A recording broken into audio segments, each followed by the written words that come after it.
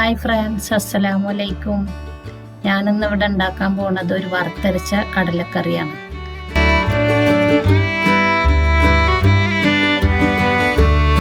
ഒരു കുക്കർ അടുപ്പത്ത് വെച്ച് അതിൽ 2 ടേബിൾ സ്പൂൺ വെളിച്ചെണ്ണ ഒഴിക്കുക. 2 ചെറിയ സബോള ചെറുതാക്കി അരിഞ്ഞിട്ട് അതിട്ട് കൊടുക്കുക.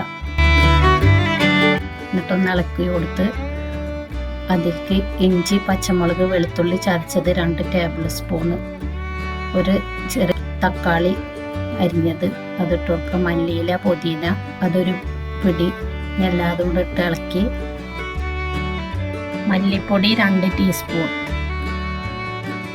മുളക് പൊടി 1 ടീസ്പൂൺ,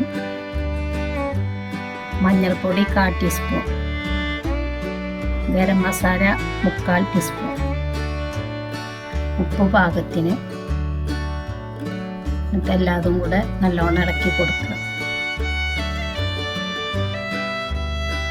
400 ml വെള്ളം ഒഴിച്ചു കൊടുക്കുക.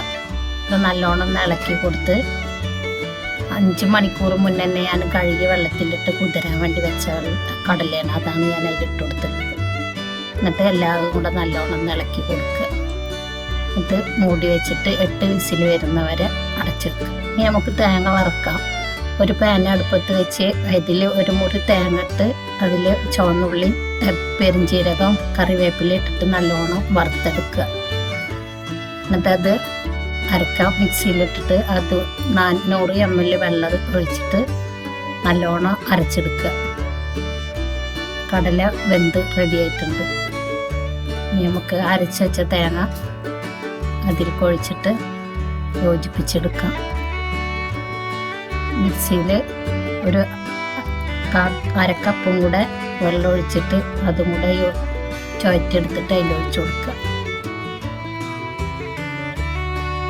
നല്ലോണം ഇളക്കി കൊടുത്തിട്ട് ഒന്ന് നല്ലോണം പത വരുന്നവരെ അടുപ്പത്ത് വെച്ച് കത്തിക്കുക. ഇനി തീ ഓഫാക്കാം.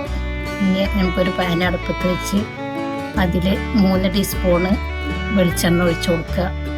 1 ടീസ്പൂൺ കടുക്, 4 പീസ് ചുവന്നമുളക് കട്ട് ചെയ്തത്, കറിവേപ്പില ഇട്ട് നമുക്ക് താളിച്ചെടുക്കുക. അങ്ങനെ നമ്മളെ കടലക്കറി റെഡി ആയിട്ടുണ്ട്.